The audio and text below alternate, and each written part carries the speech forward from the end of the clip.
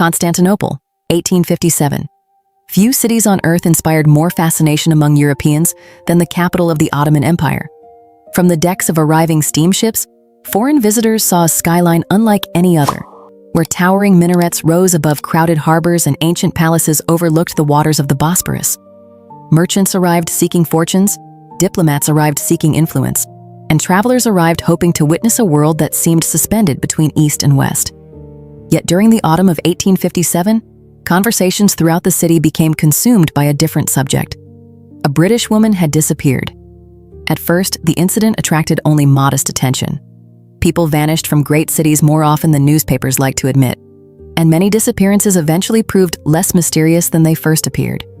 But as weeks turned into months and no explanation emerged, rumors began spreading through diplomatic circles, merchant houses, and aristocratic salons. The missing woman was not an ordinary traveler. She was Lady Beatrice Harrington, the wife of one of the most successful British merchants operating in the Ottoman Empire. And before the story reached its conclusion, it would evolve into a scandal capable of embarrassing governments, destroying reputations, and exposing a forbidden romance that neither side could conceal. Beatrice had arrived in Constantinople 6 years earlier, alongside her husband, Charles Harrington. At the time, she had been a newly married woman full of excitement about the future, eager to experience a life far removed from the predictable routines of England. Charles had promised exactly that. Through intelligence, discipline, and a relentless work ethic, he had transformed himself into one of Britain's most respected commercial figures in the Eastern Mediterranean. His company handled valuable cargo moving between Ottoman ports and European markets, and every successful year seemed to bring greater wealth than the one before. By the middle of the 1850s, the Harringtons enjoyed a position that many families could only dream of attaining. Their residence stood in Pera, the fashionable district favored by diplomats, bankers, and wealthy foreigners. They employed servants, attended prestigious gatherings, and moved comfortably among the city's most influential circles. Their home regularly welcomed guests from Britain, France, Austria, and the Ottoman administration itself. To outsiders, their marriage appeared enviable. The reality was more complicated. Success had demanded a price from Charles, though he rarely acknowledged it. The larger his business empire became, the more completely it occupied his attention. Contracts, negotiations, shipping schedules, insurance disputes, and commercial rivalries consumed his days and often his nights as well. He remained devoted to providing for his wife, but he increasingly struggled to offer something less tangible and far more important: his presence. Beatrice noticed the change long before she found the words to describe it. At first, she excused his absences as temporary sacrifices necessary for success. Later, she convinced herself that every marriage experienced similar periods. Eventually, however, she found herself confronting a loneliness that seemed increasingly difficult to ignore. She was still young, intelligent, and admired wherever she went. Yet many evenings passed without a meaningful conversation between husband and wife. They occupied the same house, attended the same social events, and fulfilled the same obligations, but an invisible distance had settled between them. The separation was gradual enough that neither fully recognized its danger.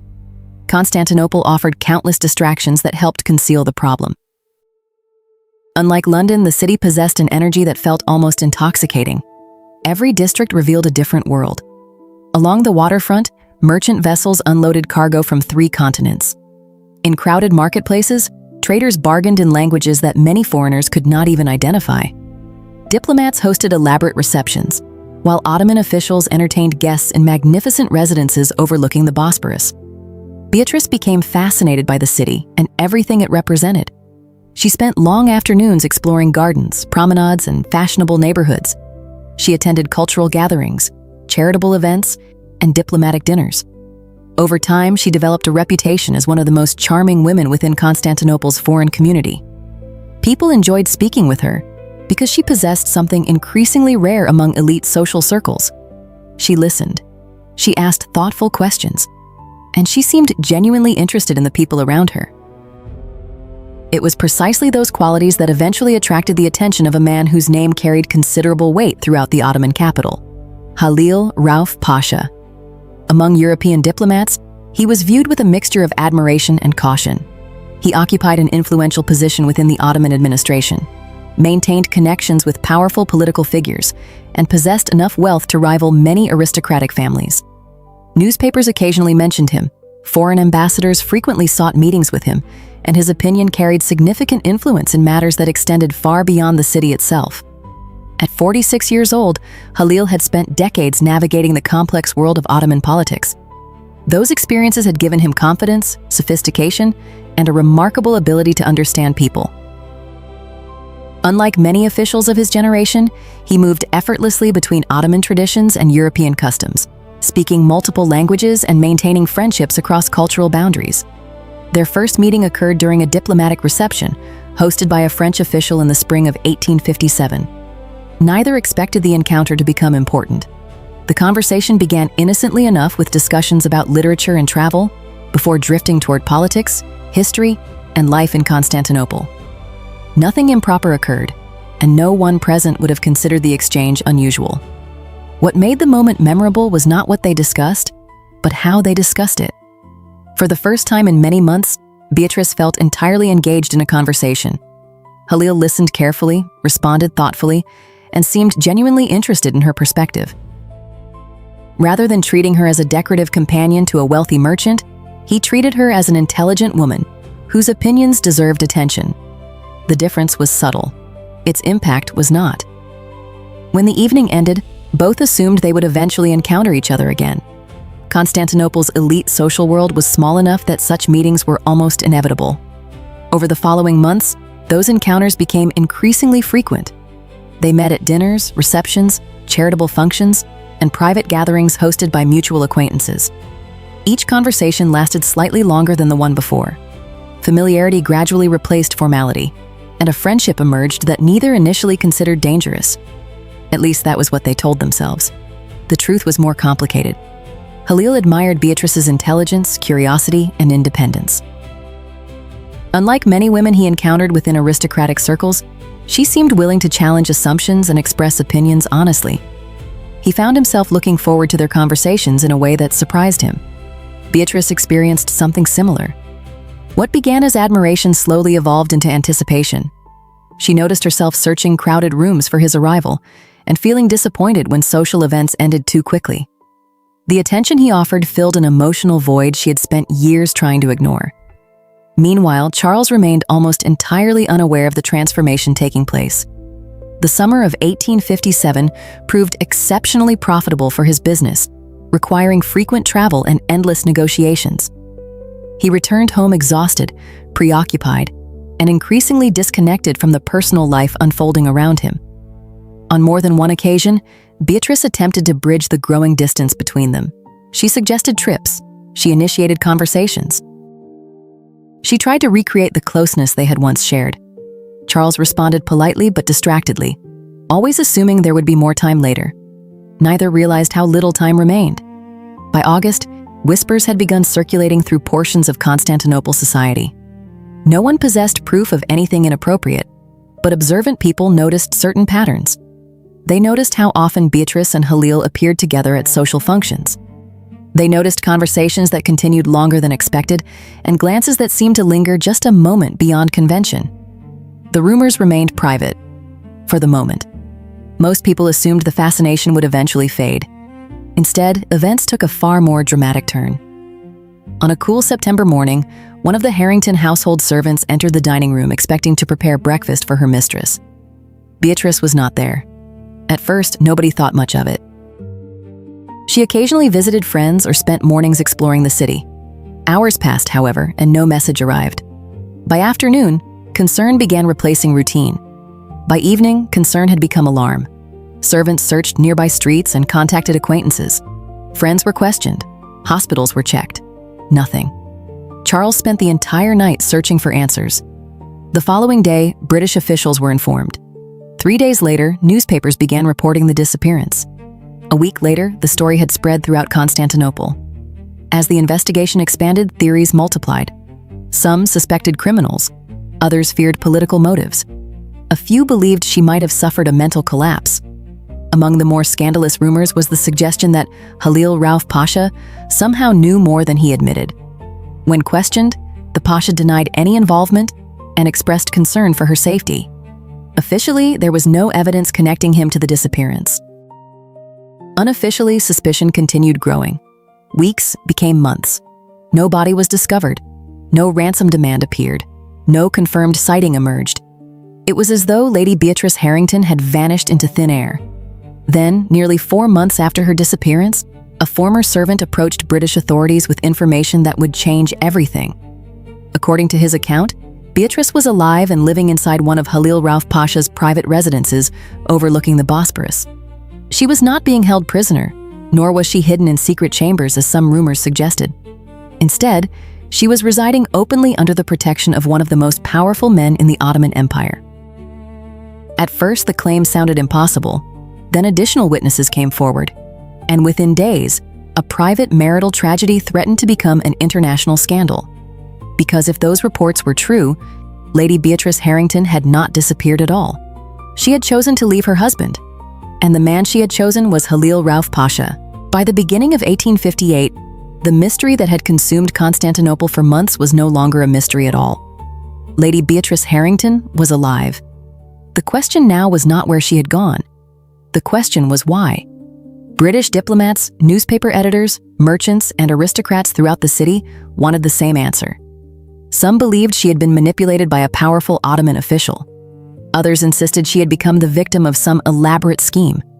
A few were convinced she would eventually return home once the excitement faded. None of them understood what had actually happened, because the truth had begun long before Beatrice disappeared. It had begun during dozens of conversations that neither she nor Halil Rauf Pasha had intended to become dangerous. The first months of their friendship had remained entirely proper. They met only at public gatherings and spoke about subjects that would have raised no suspicion among observers. Literature, travel, politics, history, and the constant changes transforming the Ottoman Empire all provided endless topics of discussion. Yet relationships rarely change all at once. More often, they evolve through small moments that seem insignificant when viewed individually. A conversation that lasts a little longer than expected. A shared confidence, a private joke, a feeling of disappointment when an evening ends. Neither Beatrice nor Halil could identify the precise moment when friendship became something else. Looking back, both would later realize the transition had already occurred long before either acknowledged it aloud. During one reception hosted by an Austrian diplomat, Beatrice found herself searching the room almost immediately after arriving. The realization embarrassed her because she knew exactly whom she was looking for. When Halil eventually entered the hall, she felt a sense of relief that was impossible to explain away. That feeling frightened her. Not because she lacked experience with admiration or attraction, because she was married, and because she understood the consequences that could follow if her emotions continued developing in the direction they were already moving. For several weeks, she attempted to create distance. She declined invitations. She shortened conversations. She convinced herself that discipline and common sense would eventually solve the problem. Instead, the separation only revealed how deeply attached she had already become. Meanwhile, Halil faced his own internal struggle. As a senior Ottoman official, he understood scandal better than most men. His position depended upon reputation, influence, and political alliances carefully maintained over decades. An affair involving a married British woman carried risks that extended far beyond personal embarrassment. It could damage relationships with foreign diplomats. It could create enemies eager to exploit weakness. It could become a public humiliation capable of following him for years. The rational choice was obvious: end the friendship, create distance, move on. Yet every attempt felt increasingly impossible. The connection between them had grown beyond simple attraction. In Beatrice, Halil found something he rarely encountered within the political world he inhabited: honesty. Most people who approached him wanted favors, influence, protection, or opportunity. Their words were often carefully chosen to achieve specific objectives. Conversations became negotiations even when nobody acknowledged them as such. Beatrice wanted nothing from him. Her company felt effortless. Her affection felt genuine. And that made her dangerous in ways neither fully appreciated. By the summer of 1857, their feelings had become impossible to ignore. The realization arrived gradually, though its consequences would be immediate. One evening, after a dinner attended by diplomats and merchants, they found themselves walking briefly through a garden overlooking the Bosporus. The gathering continued behind them, illuminated by lanterns and filled with music drifting across the warm night air. Neither intended to stay outside long. Neither intended to discuss emotions that had remained carefully unspoken for months. Yet some conversations seem inevitable once they begin. Beatrice spoke first. She admitted that she often thought about him when they were apart. Halil remained silent for several moments. Then he confessed the same. No declarations followed, no dramatic promises. The honesty itself changed everything. From that night forward, neither could pretend their relationship remained an ordinary friendship. The emotional boundary had already been crossed. The physical one followed weeks later. Even then, neither approached the affair carelessly. They understood the risks. Constantinople was a city filled with servants, informants, rivals, and gossip. Privacy existed largely as an illusion, particularly among wealthy families whose daily lives depended upon the presence of household staff. Every meeting required caution. Every decision demanded planning. Yet the danger itself seemed to intensify the relationship. What had begun as affection evolved into obsession. The hours they spent together became the center of their emotional lives. Conversations stretched late into the night whenever opportunities permitted. Letters passed through trusted intermediaries. Excuses were invented. Schedules were adjusted. The affair created a world that existed separately from reality. Within that world, politics, reputation, and social expectations seemed distant and unimportant. Outside it, consequences were gathering strength. Charles Harrington remained unaware of the full truth, but he could no longer ignore changes within his marriage. Beatrice appeared distracted. At times she seemed happier than she had been in years. At others she appeared consumed by private thoughts she refused to discuss. Their conversations became increasingly strained. Arguments emerged over matters that would once have seemed trivial. Small disagreements revealed deeper frustrations that neither had properly addressed. Charles interpreted the tension as a consequence of his workload and promised himself he would spend more time at home once several important business negotiations concluded. Unfortunately, he was trying to repair damage, whose true cause remained invisible to him. By August, Beatrice faced a reality she could no longer avoid. She loved another man. The admission filled her with both exhilaration and guilt. She had not entered the marriage intending betrayal. For years she had been loyal despite loneliness, disappointment, and emotional neglect. Yet those years also made her vulnerable when someone finally offered the attention and connection she had been missing. The conflict became unbearable.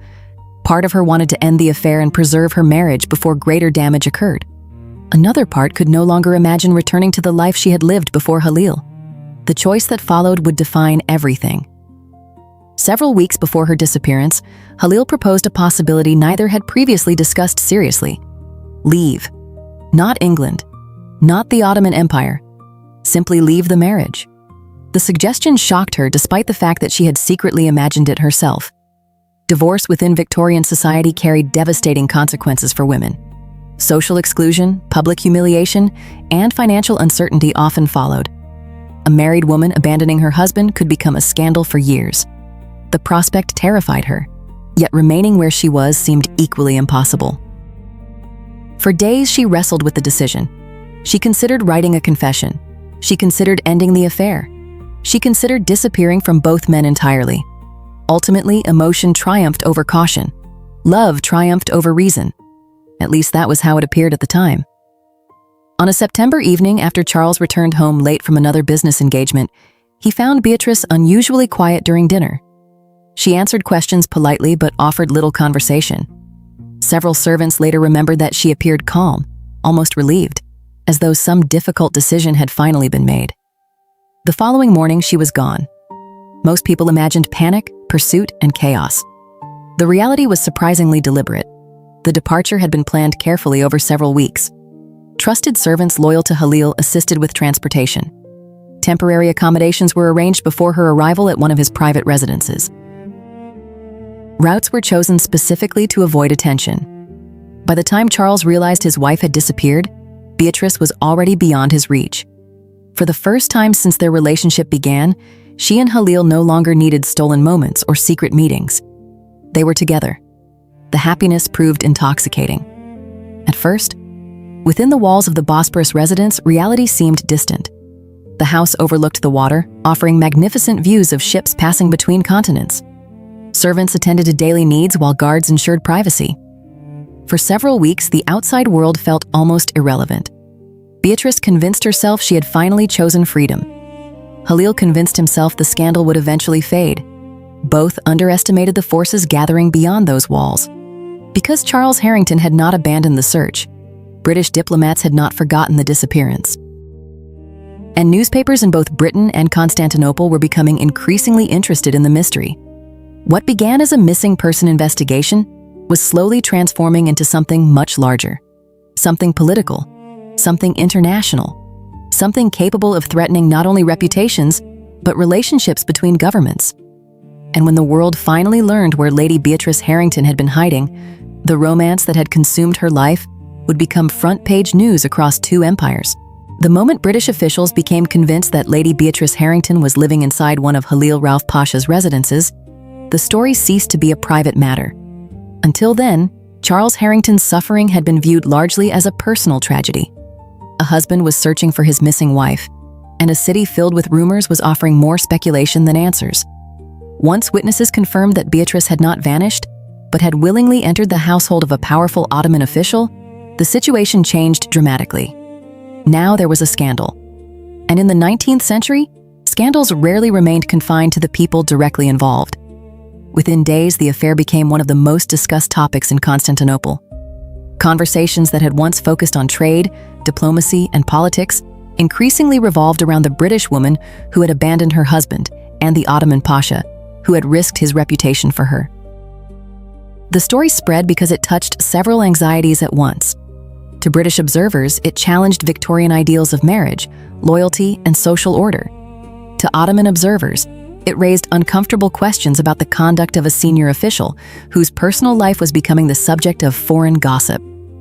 To newspapers, it was simply irresistible. Every new detail generated fresh speculation. Every rumor produced another headline. And every attempt to suppress discussion seemed only to increase public curiosity. Charles found himself at the center of attention he had never wanted. For months, he had devoted his energy to locating Beatrice. Now that she had been found, many people assumed the matter was effectively resolved. They were mistaken. The discovery brought no relief. If anything, it deepened his humiliation. Knowing that his wife was alive did not lessen the pain of losing her. In some respects, the reality proved even more difficult to accept than the mystery had been. During the months of uncertainty, he had feared kidnapping, illness, or death. Those possibilities had been terrifying, but they had never forced him to confront a truth that now stood before him with brutal clarity. Beatrice had chosen someone else, not in a moment of weakness, not during a brief indiscretion. She had made a deliberate decision to leave her marriage and build a new life beside another man. Friends urged Charles to return to England and escape the public attention surrounding the affair. Others encouraged him to pursue legal action or demand intervention from British authorities. Several influential acquaintances even suggested that diplomatic pressure might persuade Ottoman officials to force Beatrice's return. Charles rejected those ideas. Despite his anger, he understood something that many observers preferred to ignore. Beatrice was not being held prisoner. The betrayal was voluntary, and that realization made the situation infinitely more painful. Meanwhile, inside the residence overlooking the Bosporus, Beatrice and Halil were beginning to experience consequences of their own. The first weeks had felt almost unreal. After months of secrecy, they could finally spend time together openly. There were no hurried departures, no carefully crafted excuses, and no constant fear of discovery. The future seemed uncertain, but they believed they could face it together. Reality slowly began eroding that optimism. The outside world refused to disappear. Newspaper articles appeared with increasing frequency. Some portrayed Beatrice as a naive woman, manipulated by an older and more powerful man. Others described her as a reckless social climber who had abandoned respectability for passion. A few writers treated the affair as evidence of broader cultural tensions between Britain and the Ottoman Empire. Almost none of them understood the relationship itself, but accuracy was less valuable than scandal. Public fascination continued growing. British diplomats found themselves answering uncomfortable questions from London. Reports concerning the affair traveled through official channels, alongside discussions of trade agreements, military developments, and foreign policy. Senior officials who had never met Beatrice Harrington suddenly knew her name. The embarrassment was impossible to ignore. Victorian Britain regarded marriage as one of the foundations of respectable society. Affairs certainly occurred, particularly among wealthy circles, But discretion remained essential. Public scandals threatened not only individuals but entire families. Reputations carefully built over decades could collapse within weeks.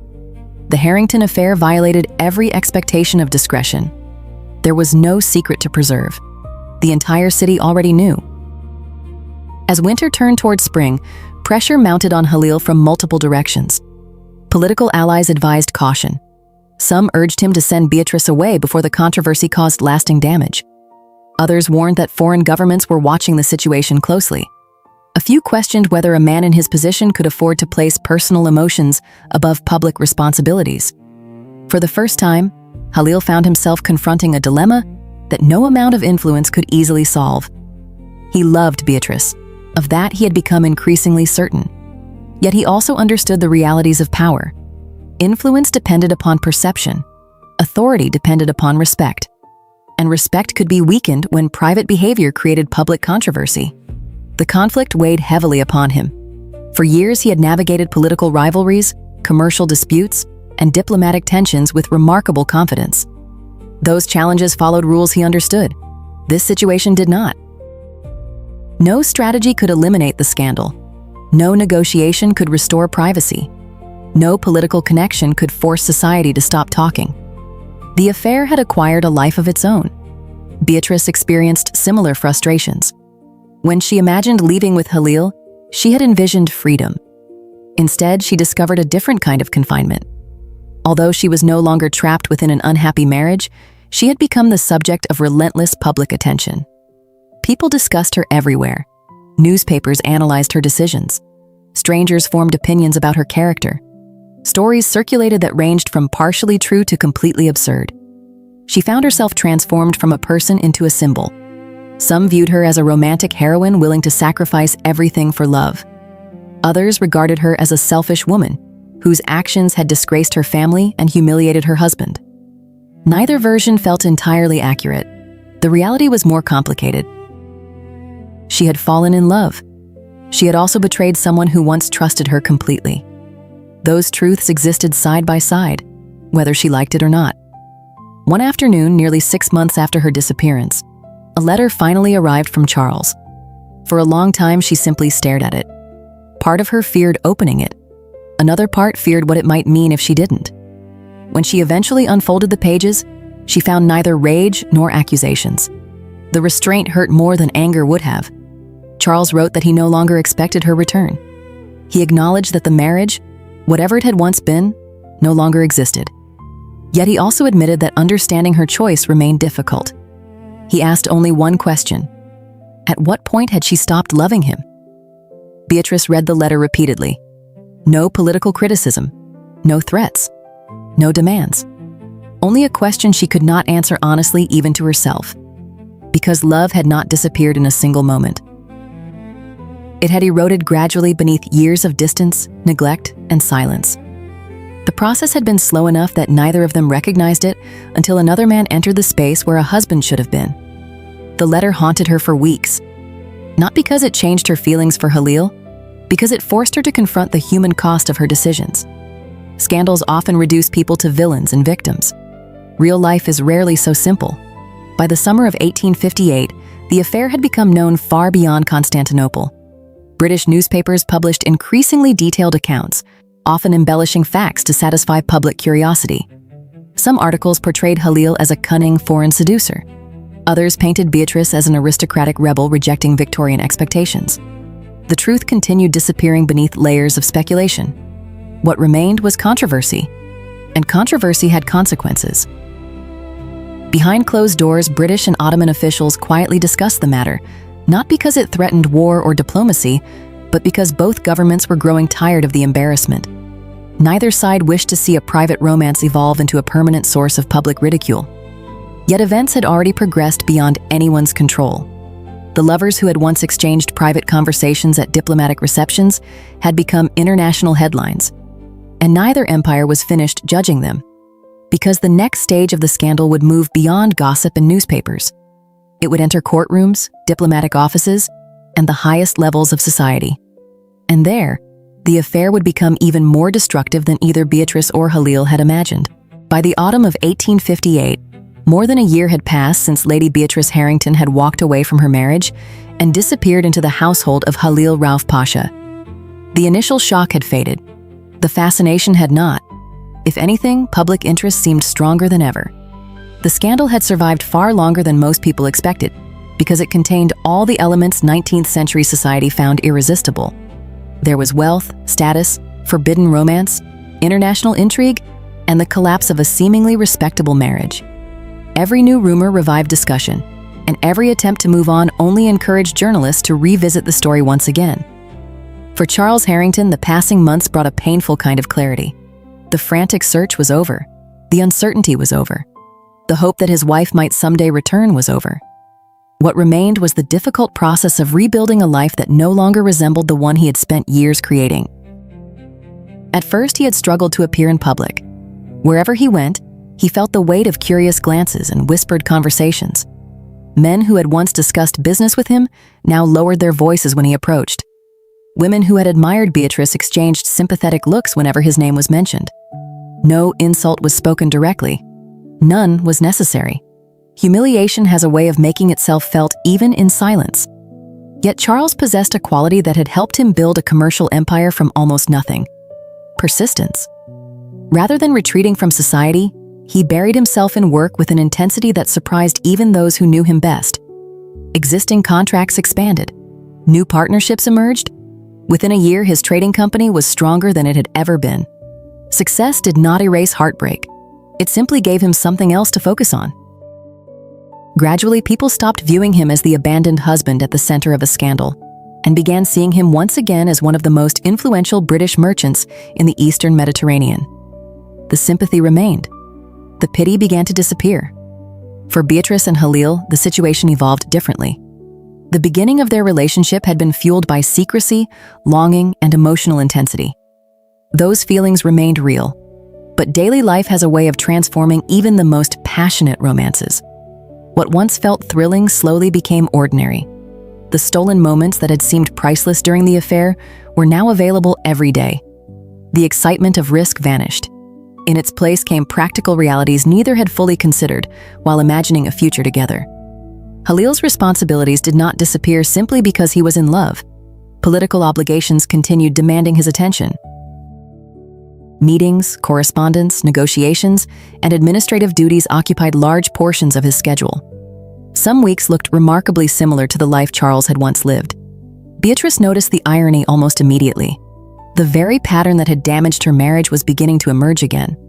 Not because Halil cared less for her, because powerful men rarely possess unlimited freedom. The realization unsettled her more than she admitted. For months she had convinced herself that her unhappiness had been caused entirely by Charles. Now she was beginning to understand that some disappointments followed people wherever they went. A different man could not automatically create a different life. Meanwhile, pressure continued mounting around Halil. Several influential figures within Ottoman society remained deeply uncomfortable with the controversy surrounding him. Although no formal accusations existed, many believed the affair had damaged the dignity of his office. Foreign newspapers continued discussing the scandal, ensuring that the embarrassment never fully disappeared. Political opponents recognized an opportunity. Whispers began circulating through elite circles. Questions were raised regarding his judgment. Rivals who had never cared about his personal life suddenly treated it as evidence of broader flaws in his character. In politics, perception often matters more than truth. Halil understood that better than anyone. He had spent decades building influence. Now he found himself defending decisions that had nothing to do with government, administration, or public service. The situation frustrated him enormously. For the first time since the affair began, resentment started creeping into his life. Not resentment toward Beatrice, resentment toward everything surrounding them. The endless gossip, the newspaper articles, the scrutiny, the feeling that every personal choice required public explanation. What had once felt like a victory over social expectations increasingly felt like a burden. Beatrice sensed the change. Their arguments remained infrequent, but they occurred more often than before. Small disagreements sometimes expanded into larger conversations about sacrifice, reputation, and responsibility. Neither questioned the reality of their feelings, yet both were discovering that love alone could not eliminate consequences. One evening, after a particularly tense dinner attended by several foreign guests, Beatrice overheard a conversation she was never meant to hear. Two visitors believed she had already left the room. One remarked that Halil's career would probably have progressed further had he avoided the Harrington affair altogether. The other agreed. Then came the sentence she could not forget. The scandal will follow him longer than the romance. Neither speaker intended cruelty. They were simply expressing an opinion. Yet the words lodged themselves deep within her mind. For the first time, she seriously wondered whether the cost of their relationship had extended beyond what either of them could repay. The question became impossible to ignore when another development shook Constantinople society. Charles Harrington announced his engagement. The news spread almost as quickly as Beatrice's disappearance had spread the year before. His future wife was the daughter of a respected British businessman recently arrived from Manchester. She was younger than Charles, but well-connected, intelligent, and widely regarded as a suitable match. Many people celebrated the announcement. Some viewed it as evidence that he had finally moved beyond the scandal. Others saw poetic justice in the fact that the man once publicly humiliated by his wife appeared to have rebuilt his life with remarkable success. For Beatrice, the news triggered emotions she had not expected. Jealousy was not the right word. Regret was closer. Not because she wanted Charles back, because his engagement forced her to confront a difficult reality. Life had continued without her. The world she abandoned no longer stood frozen in time waiting for her return. The marriage was gone. The home was gone. The future she once imagined beside Charles belonged to another woman now. Choices become permanent when someone else begins living the life you left behind. That realization lingered for weeks. By early 1859, the scandal had largely exhausted itself in the newspapers. But its effects remained visible everywhere. Relationships had been damaged, reputations had been altered, careers had been complicated, families had been embarrassed. The affair that once felt like a private matter between two lovers had touched hundreds of lives. Yet the most important consequences were still approaching. Because while society was finally growing tired of discussing the scandal, legal proceedings in Britain were only beginning. And once lawyers, judges, and official records became involved, the story would enter a far more dangerous chapter. One capable of transforming a scandal into history and forcing everyone involved to confront their decisions in a way gossip never could. By the time legal proceedings began in Britain, nearly 2 years had passed since Lady Beatrice Harrington had disappeared from her home in Constantinople. The public shock that had once surrounded the affair had faded into something quieter, but more enduring: memory. People no longer gathered in drawing rooms to debate where she had gone. Newspapers no longer devoted entire columns to speculation about secret meetings or dramatic escapes. New scandals had emerged. New political crises had captured attention. New tragedies had replaced old ones. Yet certain stories refused to disappear completely. The Harrington affair had become one of them, partly because it involved wealth and status, partly because it crossed cultural and political boundaries, but mostly because it touched something timeless: the question of what people are willing to sacrifice for love. In London, lawyers transformed years of private heartbreak into legal documents. Letters were examined. Witness statements were reviewed. Dates, meetings, and timelines were carefully reconstructed. The emotional chaos that had destroyed a marriage was reduced to evidence, testimony, and official records. Charles Harrington participated only because there was no alternative. The marriage existed in name alone. Everyone understood that. The law simply needed time to catch up with reality. Friends who observed him during those proceedings noticed how much he had changed. The devastated husband who had wandered through Constantinople searching for answers no longer existed. In his place stood a man who seemed older, calmer, and considerably more difficult to wound. Pain had not broken him. It had hardened him. The transformation was visible in the way he spoke, the way he carried himself, and the way he discussed the scandal that had once consumed his life. He rarely expressed anger, rarely expressed bitterness. When people brought up Beatrice, he usually changed the subject. Not because the wounds had vanished, because constantly reopening them no longer served a purpose. Meanwhile, thousands of miles away, Beatrice watched events unfold from the opposite side of the story. She remained with Halil Rauf Pasha. Despite everything that had happened, despite the public humiliation, despite the endless gossip and political consequences, they had remained together far longer than most observers predicted. Many people had expected the relationship to collapse within months. It hadn't. The feelings that brought them together had been genuine. That truth survived every headline. Yet genuine love and lasting happiness are not always the same thing. Over time, Beatrice began understanding aspects of her past she had once refused to see. For years, she had blamed Charles entirely for the loneliness that existed within their marriage.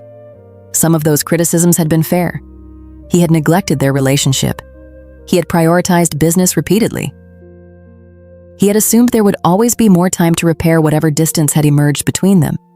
But maturity often arrives through uncomfortable realizations. And one realization became impossible for her to ignore. Charles had not destroyed the marriage alone. She had spent years feeling unheard without fully communicating the depth of her unhappiness. She had hidden resentment behind politeness. She had allowed silence to replace honesty long before Halil entered her life. The marriage had failed because two people gradually stopped understanding each other. The affair had merely exposed the damage that already existed. That understanding did not erase her feelings for Halil, nor did it erase the pain she caused. It simply made the story more complicated than the versions newspapers preferred to print. Life inside Halil's world had also changed. The scandal never completely disappeared from political memory. Even after public fascination declined, some colleagues continued viewing the affair as a lapse in judgment that had unnecessarily complicated his career. Opportunities appeared and disappeared. Alliances shifted. Conversations occurred behind closed doors. No single event ruined him. Yet no one could honestly claim the scandal had been cost-free. Power rarely survives controversy without leaving scars. Halil understood that. Perhaps more importantly, Beatrice understood it as well. One evening, while watching ships move across the Bosporus beneath the fading light of sunset, she asked him a question that neither had discussed openly before. If you could return to the beginning, would you make the same choice? The answer did not come immediately. Halil spent several moments looking toward the water. Years earlier, he would have answered without hesitation. Now the question carried greater weight. Eventually, he admitted that he did not know. Not because he regretted loving her. Because he finally understood the scale of everything they had set in motion. The lives altered, the reputations damaged, the relationships broken. The consequences that extended far beyond themselves. His honesty surprised her. Then she realized she felt exactly the same way. Love had brought them together. Love alone could not justify everything that followed. History often prefers simple endings, a tragic ending, a happy ending, a victorious ending. Real life rarely provides such neat conclusions. Charles eventually remarried and continued expanding his business interests throughout the Mediterranean. Those who knew him later in life described a man who remained disciplined, respected, and successful. The scandal became a chapter in his story rather than the story itself. Beatrice remained beside Halil, though the relationship gradually settled into something quieter than the passion that had once driven it. The intensity of forbidden love eventually gave way to ordinary companionship, shared routines, and the realities that accompany every long-term partnership. Neither achieved the fantasy they had imagined during secret meetings and stolen conversations. Neither suffered the complete ruin their critics predicted. The truth existed somewhere between those extremes, which is often where life resides. Years later, people still remembered the scandal. Younger diplomats arriving in Constantinople occasionally heard fragments of the story from older colleagues. Merchants repeated details over dinner. Society women discussed it whenever conversations drifted toward romance and betrayal. With every retelling, facts blurred slightly. Rumors expanded. Details changed. Yet one element always remained. A British merchant's wife had abandoned everything for love, and an Ottoman pasha had risked reputation, influence, and political stability to be with her. Some listeners viewed the story as a cautionary tale. Others viewed it as a great romance. Perhaps it was both, because the affair proved something people have spent centuries trying to ignore. The most consequential decisions in life are rarely made between right and wrong. More often, they are made between competing desires, competing loyalties, and competing versions of the future. Beatrice Harrington followed her heart. Charles Harrington followed his duty. Halil Rauf Pasha followed his passion. All three paid a price. And long after the newspapers stopped printing their names, that was the part of the story that endured. Not the scandal, not the politics, not even the betrayal, but the uncomfortable truth that every choice creates a life and destroys another one that might have been.